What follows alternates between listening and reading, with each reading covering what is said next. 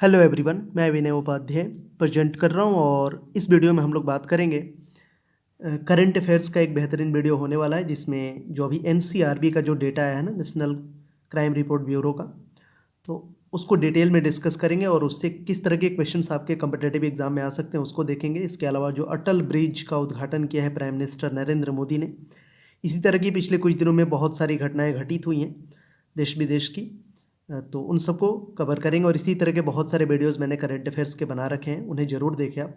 सभी प्रश्नों के लिए 4 ऑप्शन रहेगा, पहले खुद से कोशिश करिएगा और आखिरी में एक होमवर्क क्वेश्चन पूछूंगा जिसका आंसर आप हमें कमेंट सेक्शन में कर सकते हैं। वीडियो का पीडीएफ आपको हमारे टेलीग्राम ग्रुप में मिल जाएगा। चलिए लेट्स स्टार्ट, डिटेल में डिस्कस करेंगे सभी प्रश्नों को। तो पहला क्वेश्चन है कि प्राइम मिनिस्टर नरेंद्र मोदी ने पैदल चलने वालों और साइकिल चालकों के लिए किस नदी पर बने अटल ब्रिज का उद्घाटन किया है? अटल ब्रिज काफ़ी चर्चा में था ना। सही आंसर होगा ऑप्शन नंबर बी, साबरमती नदी। अटल ब्रिज अहमदाबाद में साबरमती नदी पर बना है और ये नदी के 2 किनारों को जोड़ता है। साबरमती सबसे साफ सुथरी नदी है गुजरात की। इसको और डिटेल में समझेंगे। अटल ब्रिज अहमदाबाद में साबरमती नदी पर बना है, नदी के दोनों किनारों को जोड़ता है। प्राइम मिनिस्टर नरेंद्र मोदी ने 27 अगस्त 2022 को इसका उद्घाटन किया। इस ब्रिज का डिजाइन प्रसिद्ध पतंग उत्सव से प्रेरित है। पीएम मोदी ने इस दौरान कहा, यह पुल श्री अटल बिहारी वाजपेयी को श्रद्धांजलि है, जिन्हें गुजरात के लोग हमेशा प्यार और सम्मान देते थे। अटल पुल न केवल साबरमती नदी के 2 किनारों को जोड़ता है, बल्कि यह डिजाइन और इनोवेशन में भी अभूतपूर्व है। Got it?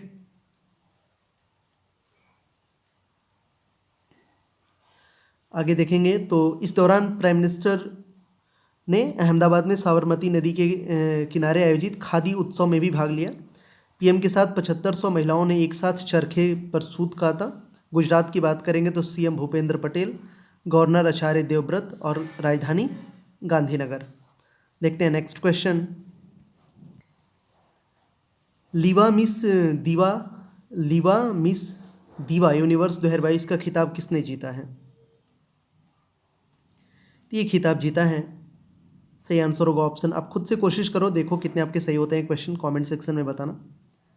दिविता रॉय इन्होंने लीवा मिस दीवा यूनिवर्स 2022 का खिताब जीता है। ये 23 ईयर्स की हैं, कर्नाटक की रहने वाली हैं, पेशे से आर्किटेक्ट और मॉडल भी हैं। इसको डिटेल में समझेंगे। दिविता राय ने 28 अगस्त 2022 को मिस दीवा यूनिवर्स 2022 का प्रतिष्ठित खिताब जीता। उन्हें मिस यूनिवर्स 2021 हरनाई संधू द्वारा ताज पहनाया गया था। मिस दीवा यूनिवर्स का खिताब जीतने वाली युवती को ही मिस यूनिवर्स प्रतियोगिता में भारत का प्रतिनिधित्व करने का मौका मिलता है। दिविता राय 23 वर्ष की हैं, कर्नाटक की रहने वाली हैं, पेशे से आर्किटेक्ट और मॉडल हैं। बैडमिंटन, बास्केटबॉल, पेंटिंग, संगीत सुनने और पढ़ने में उन्हें रुचि है। 71वां मिस यूनिवर्स प्रतियोगिता में राय भारत का प्रतिनिधित्व ये करेंगी, जो होगा ना मिस यूनिवर्स, इसी में ये प्रतिनिधित्व करेंगी दिविता रॉय। रिलायंस की एजीएम में मुकेश अंबानी ने जियो 5G दिवाली तक लॉन्च करने का ऐलान किया है। कंपनी इसमें कितना निवेश कर रही है? एजीएम क्या होता है? एजीएम एनुअल जनरल मीटिंग बोलते हैं, जो साल में एक बार मीटिंग होती है किसी बड़ी कंपनी का, उसी को एजीएम बोलते हैं। तो रिलायंस की एजीएम में मुकेश अंबानी ने जियो 5G दिवाली तक लॉन्च करने का ऐलान किया। कंपनी इसमें निवेश करने जा रही है 2 लाख करोड़ रुपए। ऑप्शन सी इसमें सही होगा। इसको डिटेल में समझते हैं 5G वगैरह का और एजीएम वगैरह ये क्या है। तो एजीएम क्या होता है? एनुअल जनरल मीटिंग है ये। 1 पर्सन कंपनी के अलावा किसी भी तरह की कंपनी के लिए एनुअल जो है जनरल मीटिंग करना अनिवार्य होता है। रिलायंस के लाखों शेयर हैं, प्रमोटर्स के पास 49% हिस्सा है, बाकी आम लोगों, म्यूचुअल फंड और अन्य निवेशकों के पास होता है। ऐसे में ज़रूरी होता है कि शेयर होल्डर्स के साथ ट्रांसपेरेंसी रखी जाए। इसी वजह से नियम है कि जब भी कोई कंपनी बनती है तो 18 महीने के अंदर पहला एनुअल जनरल मीटिंग होनी चाहिए। इसके बाद हर साल एजीएम होनी चाहिए। आगे समझेंगे तो इस बार 45वीं एजीएम हुई है रिलायंस की। इसमें मुकेश अंबानी ने एड्रेस किया, तमाम शेयर होल्डर्स को अगला प्लान बताया जा रहा है। कोविड-19 की वजह से पिछले 2 साल में से एजीएम वर्चुअल किया जा रहा है, वर्चुअल फॉर्म में ही हुआ, ठीक है। और इस बार भी ऐसा ही हुआ। इस बार 3D मेटावर्स जोन के माध्यम से किया गया। डिजिटली देख रहे हैं लोग, लेकिन लगेगा कि सामने ही खड़ा होकर बोल रहे हैं। इसमें ये जो मेटावर्स जोन होता है ना 3D, इसमें ऐसा फील होता है। सबसे बड़ा मुद्दा 5G कब आएगा? तो मुकेश अंबानी ने कहा कि दीपावली अक्टूबर के समय 5G को आम लोगों के लिए शुरू किया हो जाएगा। यह दुनिया का फास्टेस्ट 5G होगा। मुकेश अंबानी ने कहा कि 2 लाख करोड़ का इन्वेस्टमेंट 5G तकनीक में किया जा रहा है। सबसे पहले बड़े शहरों जैसे दिल्ली, मुंबई, कोलकाता, चेन्नई, जो ये मेट्रोपॉलिटन सिटी हैं, इन शहरों में लॉन्च किया जाएगा। धीरे धीरे दिसंबर 2023 तक 5G देश के कोने कोने में आ जाएगा।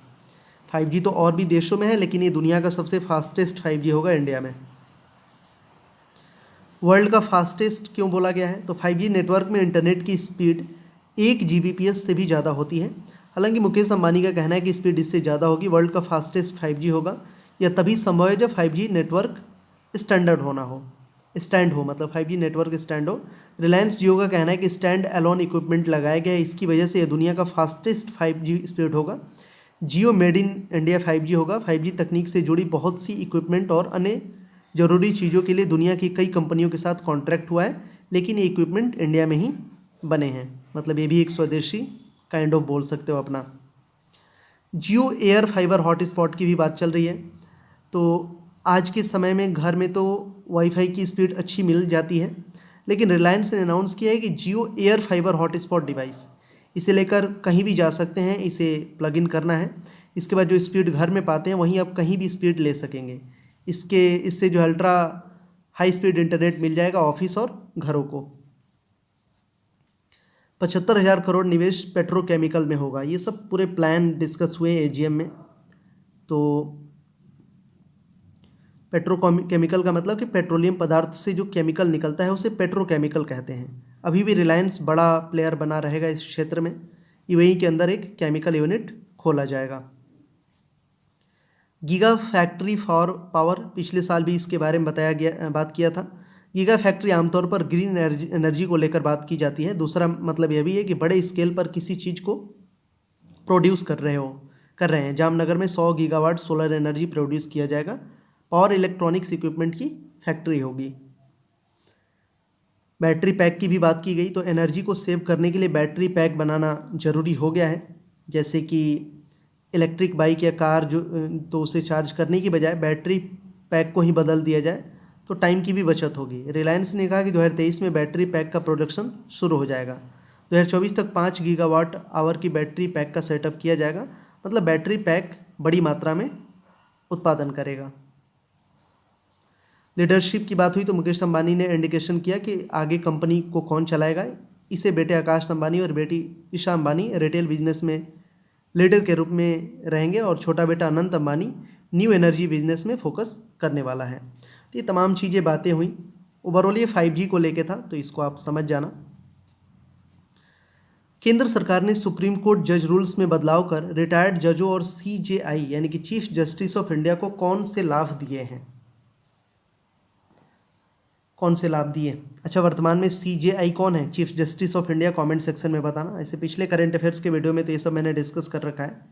इसका आंसर हो जाएगा, ये सब सुविधा मिलेगा। घरेलू सहायक, सिक्योरिटी गार्ड, ड्राइवर, सचिवालय सहायक, ये सब ऑल ऑफ द अबव। इसको अगर डिटेल में समझेंगे तो केंद्र सरकार ने 26 अगस्त 2022 को सुप्रीम कोर्ट जज रूल्स 1959 में संशोधन किया। इसके तहत सुप्रीम कोर्ट ने रिटायर्ड जजों और CJI चीफ जस्टिस को पहले से मिल रही पेंशन 1.4 लाख प्रति माह के अलावा कुछ नई सुविधाएं प्रदान की गई हैं। संशोधन के अनुसार जजों और CJI को जीवन भर के लिए एक ड्राइवर और घरेलू सहायक प्रदान किया जाएगा। इसके अलावा सिर्फ रिटायर्ड CJI को एक सचिवालय सहायक दिया जाएगा। रिटायर्ड जजों के लिए 3 वर्ष तक और रिटायर्ड CJI के लिए 5 वर्ष तक एक पर्सनल सिक्योरिटी गार्ड भी दिया जाएगा। अन्य सुविधाएं में ये सब बोला गया है। इसके अलावा पूर्व CJI और जजों को मासिक मोबाइल फ़ोन और इंटरनेट बिलों के लिए 4200 रुपये तक की प्रतिपूर्ति दी जाएगी। एक रिटायर्ड CJI रिटायर होने के तुरंत बाद 6 महीने के लिए नई दिल्ली में आधिकारिक निवास मिलेगा। इसके अलावा किराए से मुक्त टाइप 7 आवास के लिए भी हकदार है। रिटायर्ड जजों और CJI को हवाई अड्डों के औपचारिक लाउंज में प्रोटोकॉल के अनुसार शिष्टाचार दिया जाना चाहिए। अब ये सुविधाएं कब मिलेंगी? कानून मंत्रालय द्वारा जारी अधिसूचना में कहा गया कि ये सुविधाएं तभी मिलेंगी जब रिटायर्ड जजों और CJI को किसी हाईकोर्ट या सरकारी निकाय से समान सुविधाएं नहीं मिल रही हों। किस एक्ट में संशोधन किया गया? तो सुप्रीम कोर्ट जज salary and condition of service act 1958 की धारा 24(1), 24(2)(c), 24(2)(f) के तहत इसे प्रदत्त शक्तियों का प्रयोग करते हुए केंद्र के नियम 3B में संशोधन किया गया। अब इनके रूल्स को सुप्रीम कोर्ट जज रूल्स अमेंडमेंट रूल्स 2022 कहा जाएगा। सुप्रीम कोर्ट के चीफ जस्टिस UU ललित बने हैं। अमेरिकी स्पेस एजेंसी नासा का अटेरमिस जो है अटेरमिस 1 मून मिशन पोस्टपोन हो गया है। इसको भी थोड़ा सा समझ लेते हैं हम लोग, ये भी बड़ी चर्चा में है। तो 28 अगस्त 2022 को रॉकेट के 4 में से एक इंजन में आई खराबी के कारण इसकी लॉन्चिंग के लिए चल रहे काउंटडाउन को कुछ देर पहले रोक दिया गया था। रॉकेट की लॉन्चिंग भारतीय समय अनुसार सोमवार 6:03 पर होनी थी। सब कुछ ठीक रहा तो अब लॉन्चिंग 2 सितंबर को ये 10:18 पे होगी। आर्टेमिस 1 मिशन लक्ष्य क्या है इसको? तो आर्टेमिस 1 एक मानव रहित मिशन है। पहली फ्लाइट के साथ वैज्ञानिकों का लक्ष्य जानना है कि अंतरिक्ष यात्रियों के लिए चांद पर सही हालात है या नहीं। साथ ही क्या एस्ट्रोनॉट्स चांद पर जाने के बाद पृथ्वी पर सुरक्षित लौट सकेंगे या नहीं। ये चांद से भी 40,000 मील यानी कि 64,374 किलोमीटर दूर तक ये जाएगा। आर्टेमिस 1 42 दिनों में मिशन पूरा करेगा। यह टेस्ट फ्लाइट है। इसके सफल होने के बाद महिला एस्ट्रोनॉट को भी टीम के साथ भेजा जाएगा। ये सब इसके प्लान है। अपोलो मिशन से कैसे अलग है आर्टेमिस? तो अपोलो मिशन जो 1961 से 1972 की परिकल्पना अमेरिका के पूर्व राष्ट्रपति JF कैनेडी ने सोवियत संघ को मात देने के लिए की थी। हालांकि अब करीब 50 साल बाद माहौल अलग है। नासा का उद्देश्य पृथ्वी के बाहर स्थित चीज़ों को अच्छी तरह एक्सप्लोर करना है। चांद पर जाकर वैज्ञानिक वहाँ की बर्फ़ और मिट्टी से ईंधन, खाना और इमारतें बनाने की कोशिश करना चाहते हैं। ये सब प्लान है इसके। अगला क्वेश्चन है कि इंडियन नेवी की युद्ध पोतों पर तैनात AK-630 तोप के लिए 33 mm पहला स्वदेशी गोला बारूद एमुनेशन किस कंपनी ने बनाया है? तो इसे बनाया है इकोनॉमिक एक्सप्लोसिव लिमिटेड ने। इंडियन नेवी को युद्ध पोतों पर तैनात AK-630 तोप के लिए 33 mm पहला स्वदेशी गोला बारूद इकोनॉमिक एक्सप्लोसिव लिमिटेड ने बनाया है। इसको डिटेल में जानेंगे। AK-630 तोपों का इस्तेमाल इंडियन नेवी युद्ध पोतों यानी वारशिप में होता है। यह तोप रूस में बना हुआ है। ऐसे में इसका गोला बारूद विदेश से आता था। अब भारत में इस गोला बारूद का निर्माण private company economic explosive limited EEL ने किया है। इंडियन नेवी ने 26 अगस्त 2022 को AK-630 तोपों के लिए अपना पहला पूर्ण रूप से made in India 30 mm ammunition प्राप्त किया। इकोनॉमिक एक्सप्लोसिव लिमिटेड के CMD सत्यनारायण नोवाल ने नौसेना के वाइस एडमिरल SN घोरमडे को एमुनेशन का पहला कंसाइनमेंट सौंपा। यह पहली बार है जब भारतीय नौसेना ने स्वदेशी उद्योग को इस तोप के गोला बारूद देने का ऑर्डर दिया। इसे 12 महीने के रिकॉर्ड समय में कंपनी ने पूरा कर दिया है। इंडियन नेवी के चीफ हैं एडमिरल R हरि कुमार। आगे बढ़ेंगे। किस राज्य के मिथिला मखाना को GI टैग दिया गया है? बहुत इंपॉर्टेंट क्वेश्चन है। यहाँ से UPSC सवाल पूछता है और ये BPSC के लिए भी बड़ी इंपॉर्टेंट होगा। GI टैग से अगर प्रीवियस ईयर क्वेश्चन देखोगे ना UPSC में तो बहुत सारे आए हैं। तो मिथिला पेंटिंग पहले से ही फेमस है, आपको पता होगा। मिथिला पेंटिंग ही मधुबनी में हो ना, मधुबनी पेंटिंग। इसका आंसर बिहार हो जाएगा। इसके बारे में डिटेल्स में जानते हैं मखाना को लेके। तो भारत में मखाना व्यापार को अगर समझेंगे तो दुनिया का 80 से 90% मखाना भारत में उगाया जाता है और 80 से 90% में भारत का जो 90% मखाना है बिहार से उगाया जाता है। मतलब पूरे दुनिया का 90% मखाना भारत से और भारत का 90% बिहार से। और बिहार में भी कहाँ स्पेशली मखाने की खेती? बिहार के मधुबनी, जो बिहार का अगर मैप ध्यान से देखोगे तो जो उत्तर और पूर्व वाला जो एरिया है ना, वो जो 7, 8, 9 जिले हैं वहाँ ये बहुत होता है। तो बिहार के मधुबनी, दरभंगा, सुपौल, सीतामढ़ी, अररिया, कटिहार, किशनगंज जैसे क्षेत्र प्रख्यात है मखाने के लिए। भारत हर वर्ष 100 टन मखाना निर्यात करता है। भारत मखाने का निर्यात सबसे ज़्यादा अमेरिका, ब्रिटेन और कनाडा में करता है। भारत में हर वर्ष 50 से 60 हज़ार टन मखाने के बीज की पैदावार होती है। मखाने में कौन सा न्यूट्रिशन होता है? तो 100 ग्राम मखाने में 350 किलो कैलोरी होती है। इसमें carbohydrate, protein, fibre, calcium, potassium, phosphorus प्रचुर मात्रा में होता है। इसमें फैट यानी वसा नाम मात्र का होता है। मखाने की खेती को अगर समझें तो भारत में मखाने की खेती के लिए एक ही रिसर्च सेंटर है जो बिहार के दरभंगा में स्थित है, याद रखिएगा। मखाने की खेती स्थिर जल जमाव वाले क्षेत्र में की जाती है, लेकिन वहाँ बालू वाली मिट्टी नहीं होनी चाहिए। जल जमाव वाली जगह पर कीचड़ होना आवश्यक है। साथ ही 3 से 4 मतलब फीट गहराई को भी होना चाहिए, मतलब इतना होना चाहिए। जल का पीएच अम्लता लेवल न्यूट्रल हो तो मखाने की खेती के लिए बेहतर होगा, मतलब 7 के करीब, 7, 6, 7, 8 के बीच में होना चाहिए। पीएच अम्लता केवल 6.5 से 7.5 के बीच ही होना चाहिए। मखाना खेतों में भी उगाया जा सकता है। अगर धान के खेत की मेड़ को 2 से 2.5 फीट कर दिया जाए, उसमें 1.5 फीट पानी भर दिया जाए तो खेतों में भी मखाने की खेती की जा सकती है। पैदावार किस में बढ़िया है तो तालाब में प्रति हेक्टेयर 20 से 25 क्विंटल मखाना की पैदावार होती है। खेतों में 30 से 35 क्विंटल पैदावार होती है। तो ये समझ गए होंगे।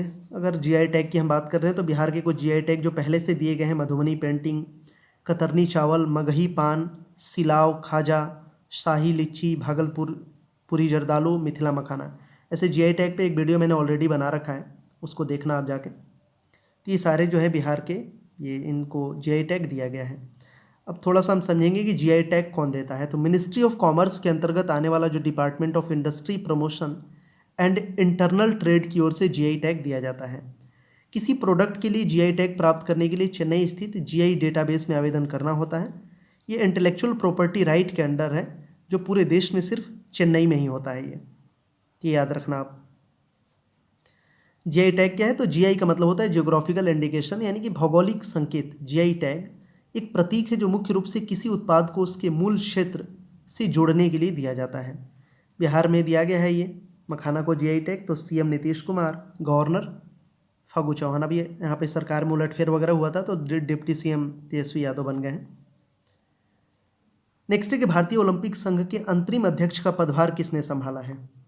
अंतरिम अध्यक्ष का मतलब होता है ना, जिसको बोलते हैं एंट्रीम, एक वर्ड यूज किया जाता है, मतलब कुछ समय के लिए, जब तक से पूर्णकालिक अध्यक्ष ना चुना जाए तब तक से बना दिया जाता है। तो ये बनाया गया है अदिल सुमरीवाला को। भारतीय ओलंपिक संघ के अंतरिम अध्यक्ष का पदभार आदिल सुमरीवाला ने संभाला है। वह पहले भारतीय ओलंपिक संघ के उपाध्यक्ष थे। उन्होंने संघ ने नए चुनाव होने तक 27 अगस्त 2022 को अंतरिम अध्यक्ष का पद संभाल लिया। IOA मतलब वही इंडियन एसोसिएशन ओलंपिक के पूर्व अध्यक्ष डॉक्टर नरेंद्र ध्रुव बत्रा ने व्यक्तिगत कारणों से 18 जुलाई को भारतीय ओलंपिक संघ के अध्यक्ष पद से इस्तीफा दे दिया था। भारतीय ओलंपिक संघ की बात करेंगे तो इसका स्थापना 1927 में हुआ है। मुख्यालय नई दिल्ली और महासचिव हैं राजीव मेहता। नेक्स्ट है, रिजर्व बैंक ऑफ इंडिया ने किस अंतर्राष्ट्रीय बैंकिंग संस्था से प्रतिबंध हटा दिया है और क्यों लगाया था प्रतिबंध, ये भी जानेंगे। सही आंसर होगा इसका option number D, American express. इसको पूरा बोल सकते हो आप, अमेरिकन एक्सप्रेस बैंकिंग कॉरपोरेशन। तो आरबीआई ने अगस्त 2022 में अमेरिकन एक्सप्रेस बैंकिंग कॉरपोरेशन पर लगे प्रतिबंध को हटा दिया है। साथ ही इसे अपने कार्ड नेटवर्क पर नए ग्राहकों को शामिल करने की अनुमति भी दे दी है। अब अमेरिकन एक्सप्रेस अपने कार्ड नेटवर्क पर नए घरेलू ग्राहक जोड़ सकेगी। इसके अलावा आरबीआई ने क्यों लगाया था प्रतिबंध, तो दरअसल आरबीआई ने 23 अप्रैल 2021 के आदेश में अमेरिकन एक्सप्रेस पर 1 मई 2021 से अपने कार्ड नेटवर्क पर नए घरेलू ग्राहकों को शामिल करने पर प्रतिबंध लगा दिया था। अमेरिकन एक्सप्रेस पर भुगतान प्रणाली डेटा, पेमेंट सिस्टम डेटा के स्टोरेज के निर्देशों का अनुपालन नहीं करने के कारण प्रतिबंध लगाया गया था। भारत के कानून के अनुसार पेमेंट सिस्टम का डेटा का सर्वर भारत में ही रखना जरूरी है। प्रतिबंध कैसे हटा, तो अमेरिकन एक्सप्रेस ने आरबीआई के भुगतान प्रणाली डेटा यानी कि पेमेंट सिस्टम डेटा के स्टोरेज के निर्देशों का अनुपालन कर लिया है, इसलिए अब इस प्रतिबंध को हटा दिया गया है। आरबीआई की बात हो रही है तो गवर्नर है शक्तिकांत दास। अच्छा, आरबीआई का स्थापना कब हुआ था और आरबीआई के पहले गवर्नर कौन थे, आप बताना कमेंट सेक्शन में। परमाणु परीक्षण के खिलाफ अंतर्राष्ट्रीय दिवस, international day against nuclear test, कब मनाया जाता है, तो ये मनाया जाता है 29 अगस्त को। इस दिन का उद्देश्य परमाणु हथियार परीक्षण, विस्फोटों या किसी अन्य परमाणु विस्फोटों के प्रभावों के बारे में जागरूकता बढ़ाना है। संयुक्त राष्ट्र महासभा ने इस दिवस को घोषित किया है। नेक्स्ट क्वेश्चन देख लेते हैं, आंसर करिए आप लोग। किस राज्य केंद्र शासित प्रदेश के मुख्यमंत्री ने देश का पहला वर्चुअल मॉडल स्कूल लॉन्च करने का दावा किया है? ऐसा दावा किया है इन्होंने, तो दावा किया है दिल्ली ने। ठीक है, दिल्ली ने इस तरह का दावा किया है कि हमने बना दिया पहला वर्चुअल मॉडल स्कूल। ऐसे ऑनलाइन पढ़ाई वगैरह तो पिछले 2-3-4 साल से चल ही रहा है, इसको डिटेल में समझते हैं। दिल्ली के मुख्यमंत्री अरविंद केजरीवाल ने 31 अगस्त 2022 को राष्ट्रीय राजधानी में दिल्ली वर्चुअल स्कूल लॉन्च किया। उन्होंने दावा किया कि यह देश का पहला ऐसा स्कूल है। उन्होंने कहा कि दिल्ली सरकार ने स्कूल छात्रों, खासकर लड़कियों के लिए वर्चुअल क्लासरूम शुरू किया है जो किसी कारणवश स्कूल नहीं जा पा रही हैं। यह स्कूल उन बच्चों तक पहुंचेगा और शिक्षा तक पहुंच प्रदान करेगा। यह virtual school Delhi board of school education board से संबंध होगा, मतलब उससे ये एसोसिएटेड होगा। क्या Delhi model virtual school Bharat में अपनी तरह का पहला स्कूल है? ये सवाल है। तो वर्चुअल स्कूल एक व्यापक शब्द है और इसे ठीक से परिभाषित करना कुछ कठिन है। इससे पहले उत्तराखंड सरकार ने भी ऐसा स्कूल खोलने का दावा किया था। कोविड-19 महामारी के दौरान भारत के अधिकांश स्कूल वर्चुअल मोड में स्थानांतरित हो गए थे। छात्रों और शिक्षकों ने ऑनलाइन बातचीत की, न कि भौतिक कक्षाओं में, इसलिए कुछ समय के लिए ज़्यादातर भारतीय स्कूल वर्चुअल थे। हालांकि दिल्ली सरकार का कहना है कि यह पहला वर्चुअल स्कूल है। अब I don't know about it, ऐसे भारत का जो शिक्षा मंत्रालय है उन्होंने तो इसको खारिज ही कर दिया है कि ऐसा कुछ नहीं है। वर्चुअल स्कूल में पढ़ाई कैसे होगी? तो वर्चुअल स्कूल मॉडल के तहत छात्र ऑनलाइन कक्षाओं में भाग ले सकते हैं और पढ़ाई कर सकते हैं। यदि कोई छात्र किसी कारण से कक्षा में छूट जाता है तो इसके लिए क्लास की रिकॉर्डिंग भी एक वेबसाइट पर अपलोड की जाएगी। यह स्कूल कक्षा 9 से लेकर 12 के बीच के छात्रों के लिए शुरू होगा, 9 to 12। एडमिशन कैसे होगा? तो भारत का कोई भी छात्र, कोई ज़रूरी नहीं दिल्ली का, भारत का कोई भी छात्र, वेबसाइट ये जो है दिया हुआ, इस पर अप्लाई कर एडमिशन कर सकता है। 13 से 18 वर्ष की आयु का कोई भी छात्र किसी भी मान्यता प्राप्त स्कूल से कक्षा 8 पास कर चुका हो, वह प्रवेश के लिए आवेदन कर सकता है। वर्चुअल स्कूल में आवेदन करने वाले छात्रों को वेबसाइट पर क्रेडेंशियल प्रदान किए जाएंगे। इसके माध्यम से वे लाइव रिकॉर्डिंग की गई कक्षाओं, ऑनलाइन ट्यूटोरियल और आकलन तक पहुँच सकते हैं। आगे बढ़ेंगे, नेक्स्ट क्वेश्चन देख लेते हैं। तो ब्लूमबर्ग बिलियनियर्स इंडेक्स दुनिया के अमीर व्यक्तियों की एक लिस्ट है, में गौतम अडानी अगस्त 2022 में किस स्थान पर पहुंच गए हैं? तो गौतम अडानी हो गए हैं दुनिया के तीसरे सबसे धनी व्यक्ति, भारत और एशिया के पहले सबसे धनी व्यक्ति। इनका जो नेटवर्थ है ना वो पहुंच गया है 137.4 बिलियन डॉलर,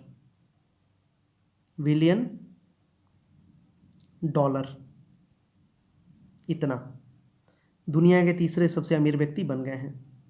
और यह पहली बार है जब कोई एशियाई व्यक्ति दुनिया के अमीर व्यक्ति की सूची में तीसरे स्थान पे पहुंचा है। इसको थोड़ा सा और समझते हैं कि कैसे इतनी जल्दी ये रिच बन गए। तो अडानी 137.4 बिलियन डॉलर की नेटवर्थ के साथ दुनिया के तीसरे अमीर व्यक्ति बन गए हैं। यह पहली बार है जब कोई एशियाई व्यक्ति दुनिया के अमीर व्यक्तियों की सूची में तीसरे स्थान पर है। वो भारत के सबसे अमीर आदमी भी हैं। इस इंडेक्स में अन्य दो भारतीय मुकेश अंबानी 91.9 बिलियन डॉलर की नेटवर्थ के साथ 11वें स्थान पर हैं, जो पूरी दुनिया भर की बात हो रही है। अजीम प्रेमजी 25 बिलियन डॉलर की नेटवर्थ के साथ 47वें स्थान पे हैं। तो अब ये दुनिया के टॉप 10 जो है 10 सबसे अमीर व्यक्ति हैं, इनको देख लो आप। एलन मस्क हैं number 1, 251 billion dollar. Jeff Bezos वहीं जो अमेजोन वाले, 153 billion dollar. Gautam Adani 137 billion dollar. यानी कि जेफ बेजोस और गौतम अडानी में कुछ ज़्यादा अंतर नहीं है। शायद अगले 3 या 4 महीने में हम देख सकते हैं कि दूसरे नंबर पे कहीं ना पहुंच जाए गौतम अडानी।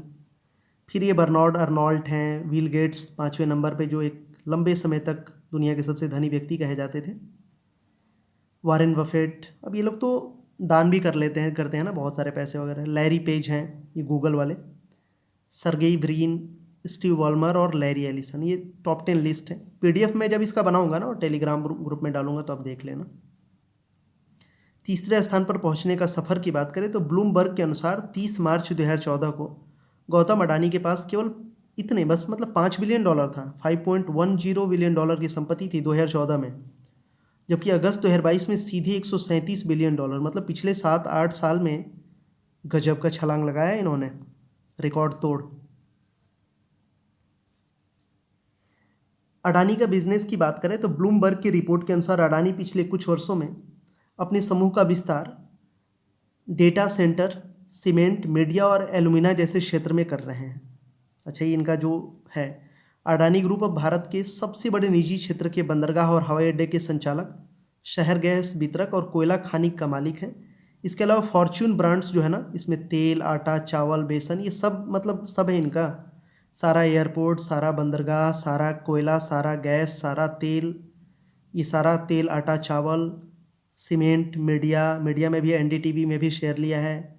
मतलब इतनी सारी चीज़ें इनका बिजनेस है, तो ऑब्वियस है यार, रिच तो होंगे ही। तो यहाँ हमने अडानी के बिजनेस को देख ही लिया ना, पिछले कुछ वर्षों में क्या क्या कि इन्होंने data centre, cement, media, alumina, ये सब है। इसके अलावा जो जितनी भी प्राइवेट आप बंदरगाह देख रहे हो, हवाई अड्डा, ये सब है इनके, रेलवे स्टेशन वगैरह भी हैं। शहर गैस वितरक, ये भी ले लिया इन्होंने, कोयला खनिक, फॉर्चून के जो ब्रांड के अंतर्गत तेल, आटा, चावल, बेसन, ये सब भी इन्हीं के जिम्मे है। मतलब सब कुछ है। मीडिया में बताना आप मेरे को कमेंट सेक्शन में कि कौन कौन सी मीडिया में इनका शेयर है, कौन कौन से बड़े बड़े चैनल में। ब्लूमबर्ग की रिपोर्ट ने क्रेडिट साइट्स का हवाला देते हुए कहा है कि अडानी ग्रुप की वृद्धि मुख्य रूप से कर्ज के साथ हुई। अच्छा, कर्ज भी बहुत लिया है इन्होंने। साथ ही उनका बिजनेस ओवर लिवरेज्ड, यानी अधिक कर्ज से परिपूर्ण है। उनकी बिजनेस की फंडिंग मुख्य रूप से कर्ज से हो रही है, मतलब कर्ज दे रहे हैं बहुत सारे बैंक, सरकार सपोर्ट कर रही है। यानी कि रिपोर्ट में कहा गया है कि कुछ लॉ मेकर्स और बाजार पर नज़र रखने वालों ने अडानी समूह की कंपनियों में एनालिस्ट कवरेज की कमी पर भी चिंता जताई है। साथ ही अपारदर्शी शेयर होल्डर्स स्ट्रक्चर पर भी चिंता जताई है। यानी कि मतलब बहुत ज़्यादा कर्जा है इनके ऊपर। आई थिंक अडानी पर भारी कर्ज को लेकर क्रेडिट एजेंसी ने जताई है चिंता। अंतर्राष्ट्रीय credit rating research company Fitch group जो है कि इकाई क्रेडिट साइट्स ने अपनी रिपोर्ट में अडानी पर भारी कर्ज को लेकर चिंता जताई। रिपोर्ट में कहा गया है कि अडानी ग्रुप पर काफ़ी कर्ज है और उनका बिजनेस ज़्यादातर कर्ज पर चल रहा है। अडानी ग्रुप की कंपनियों पर कुल मिलाकर 2.3 लाख करोड़ रुपए का कर्ज है, इतना सारा कर्ज। अडानी ग्रुप लगातार मौजूदा और नए कारोबार में तेजी से निवेश कर रहा है, इसलिए फंडिंग मुख्य रूप से कर्ज के जरिए हो रही है। इसकी वजह है कि यह कंपनी ओवर लिवरेज्ड यानी अधिक कर्ज से परिपूर्ण है। स्थिति बिगड़ने पर यह ग्रुप कर्ज के जाल यानी कि डेब्ट ट्रैप में फंस सकता है और डिफॉल्टर घोषित हो सकता है। मतलब वहीं विजय माल्या और उस तरह का कोई सीन ना हो जाए। Let's see. चलो अब आते हैं एनसीआरबी का डेटा, जो बहुत इंपॉर्टेंट है, वेरी वेरी इंपॉर्टेंट है आज के क्लास का। इसको डिटेल में देखेंगे हम लोग इसकी रिपोर्ट को। तो एनसीआरबी की report accidental deaths and suicides in India 2021 के अनुसार वर्ष 2021 में भारत में कितने लोगों ने सुसाइड किया है। तो टोटल सुसाइड भारत में किया है 1,64,033 लोगों ने पिछले एक साल में। हर साल ये डेटा आता है, एक साल पे रिलीज किया जाता है। तो 2021 में 1,64,033 लोगों ने सुसाइड किया है। इसको डिटेल में समझेंगे हम लोग। तो एनसीआरबी पूरा नाम है नेशनल क्राइम रिकॉर्ड ब्यूरो। यह गृह मंत्रालय के अंतर्गत आता है। यह संगठन क्राइम से संबंधित डेटा को कलेक्ट करने और एनालिसिस करने का काम करता है। Accidental deaths suicides in India 2021, यह रिपोर्ट अगस्त 2022 में रिलीज की गई। इस रिपोर्ट के अनुसार वर्ष 2021 में भारत में 1,64,033 लोगों ने सुसाइड किया है। बीते वर्षों का ये पिछले वर्ष का, यानी कि देख सकते हो ये पिछले कुछ समय से तो कम है। 2019 में 1,39,000, 20 में 1,53,000, मतलब ये बढ़ते ही जा रहा है साल दर साल। सुसाइड क्या होता है सबको पता है। यदि कोई पर्सन खुद को मारना चाहे तो उसे सुसाइड कहते हैं। अगर कोई खुद को मारने की बातें करता है तो उसको सुसाइडल बिहेवियर कहते हैं। डिप्रेशन इसकी सबसे बड़ी वजह बताई गई है। 5 राज्यों में देश का लगभग 50% से ज़्यादा सुसाइड होता है। ये राज्य हैं महाराष्ट्र, तमिलनाडु, मध्य प्रदेश, वेस्ट बंगाल, कर्नाटक। इन राज्यों में सबसे ज़्यादा सुसाइड दर्ज किया जाता है। अन्य राज्यों में सुसाइड में तेलंगाना है, केरला, गुजरात, आंध्र प्रदेश, छत्तीसगढ़, उत्तर प्रदेश, अदर स्टेट्स। बिहार तो है ही नहीं इसमें, बिहार में कम सुसाइड होता है क्या। जेंडर बेस्ड सुसाइड में पुरुष सबसे ज़्यादा 72.5% पुरुष सुसाइड करते हैं और महिला 27.5%। ये रिपोर्ट है एनसीआरबी की, ठीक है। इसको डिटेल में पढ़ना, इसमें बहुत सारी चीज़ें आती हैं कि रोड एक्सीडेंट कितना होता है। स्टेट वाइज भी इसमें दिया जाता है कि किस राज्य में कितना क्राइम है। तो इसको ज़रूर देखना आप। कॉजेज़ ऑफ सुसाइड ड्यूरिंग, ये कॉजेज़ बताए गए हैं, कारण क्या है सुसाइड का, तो कुछ फैमिली प्रॉब्लम सबसे ज़्यादा है 33.2%, इलनेस कोई गंभीर बीमारी है, ड्रग एब्यूज़ और addiction, marriage related issues, love affairs, bankruptcy and indebtedness मतलब वो कर्ज वर्ज वाला सीन, एग्ज़ाम में फेल होना भी है, बेरोजगारी, professional career problem, property dispute, death of dear person और पॉवर्टी, ये सब 2021 में कॉजेज हैं। इसको देख लो, परसेंटेज वाइज करके दे दिया है। अगला सवाल है कि एनसीआरबी की रिपोर्ट के अनुसार वर्ष 2021 में सबसे ज़्यादा सुसाइड किस प्रोफेशन के लोगों ने किया, इस पर बहुत चर्चा हो रही है।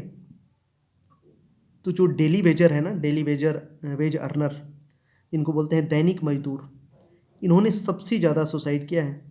टोटल सुसाइड जो किए हैं उनमें इनकी संख्या लगभग 25% है। 1,64,033 का 25% आप निकाल लोगे तो लगभग 40,000 से ऊपर ही जाएगा। वर्ष 2021 में हुए कुल आत्महत्या में से डेली वेज कमाने वाले 25.6% हैं। इस दौरान कुल 1,64,033 लोगों ने सुसाइड किया है 2021 में। इसमें से डेली वेज कमाने वालों की संख्या 42,004 है। Suicide victims by profession during 2021, तो कौन कौन से ये लोग हैं। डेली वेज अर्नर सबसे ज़्यादा 25%, housewife, self employed, professional, salaried, unemployed, students, farming sector, retired persons और अदर। रिटायर्ड पर्सन भी सुसाइड करते हैं, ये देख सकते हो डेटा पूरा। एनसीआरबी की report accidental deaths and suicide in India 2021 के अनुसार वर्ष 2021 में भारत के कितने छात्रों ने, स्टूडेंट्स छात्रों ने सुसाइड किया है। तो परसेंटेज तो देखा ना हमने पिछले वाले डेटा में 8% था, तो 8% में हो जाएगा ये कितना, 13,089।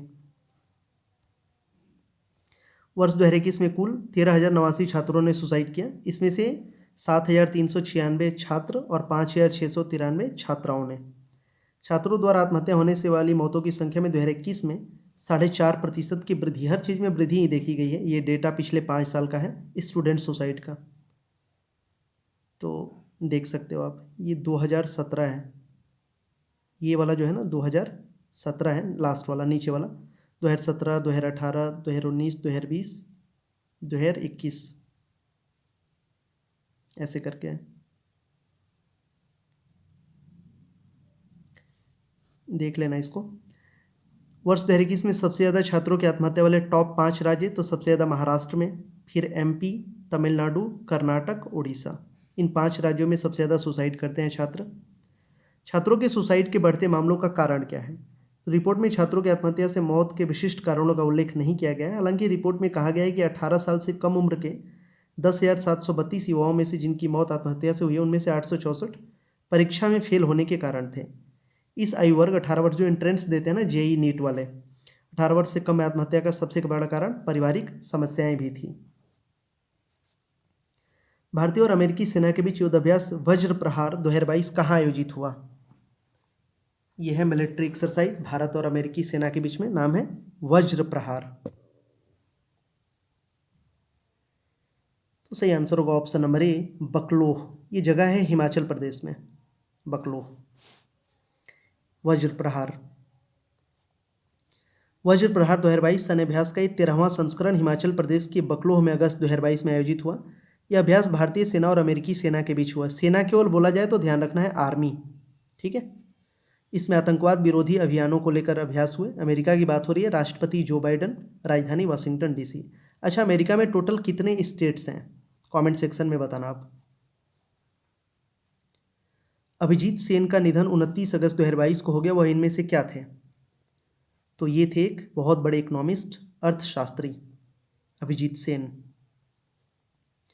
वह योजना आयोग के, जो योजना आयोग पहले था ना नीति आयोग के जगह पे, योजना आयोग के पूर्व सदस्य एवं ग्रामीण अर्थव्यवस्था के प्रमुख विशेषज्ञों में से एक थे। अभिजीत सेन भारत के प्रतिष्ठित विकास अर्थशास्त्री, शिक्षक और नीति निर्माता थे। वह 72 वर्ष के थे। अभिजीत सेन के बारे में बात करें तो पूर्व प्रधानमंत्री मनमोहन सिंह के कार्यकाल के दौरान अभिजीत सेन साल 2004 से 2014 तक योजना आयोग के सदस्य रहे। अभिजीत सेन को वर्ष 2010 में पद्म भूषण से सम्मानित किया गया था। उनके पिता समर सेन विश्व बैंक में अर्थशास्त्री थे। किस राज्य के मुख्यमंत्री ने सीएम उदीयमान खिलाड़ी उन्नयन योजना शुरू की है? एक राज्य का ये स्कीम है स्पोर्ट्स को लेके, इसे शुरू किया है उत्तराखंड ने। उत्तराखंड के मुख्यमंत्री ने शुरू किया है इसे। कौन है उत्तराखंड के मुख्यमंत्री, बताना कमेंट सेक्शन में। उन्होंने शुरू किया है सीएम उदीयमान खिलाड़ी उन्नयन योजना। इस योजना को राष्ट्रीय खेल दिवस 29 अगस्त 2022 के अवसर पर लॉन्च किया गया। राष्ट्रीय खेल दिवस हॉकी के महान खिलाड़ी मेजर ध्यानचंद की जयंती पर मनाया जाता है। मुख्यमंत्री के अनुसार योजना के लाभ, तो योजना के तहत 8 साल से 14 वर्ष की उम्र के उभरते हुए खिलाड़ियों को 1500 रुपये प्रति माह की खेल छात्रवृत्ति दी जाएगी। प्रतिवर्ष कुल 3900 उभरते खिलाड़ियों को छात्रवृत्ति दी जाएगी, जिनमें 1950 लड़के और 1950 लड़कियां। चलो यहाँ तो 50-50 का मैटर है। उत्तराखंड की बात कर रहे हैं तो इसकी 2 राजधानियाँ हैं, एक तो देहरादून ठंड के टाइम में और गर्मी के टाइम में गैरसैंण। राज्यपाल यहाँ के लेफ्टिनेंट जनरल गुरमीत सिंह। अंतर्राष्ट्रीय व्हेल शार्क दिवस कब मनाया जाता है? तो ये मनाया जाता है 30 अगस्त को, अंतर्राष्ट्रीय व्हेल शार्क दिवस। व्हेल शार्क के महत्व और इसके संरक्षण के बारे में जागरूकता फैलाने के लिए अंतर्राष्ट्रीय व्हेल शार्क दिवस मनाया जाता है। वर्ष 2008 में प्रतिवर्ष यह दिवस मनाया जा रहा है, 2008 से ही।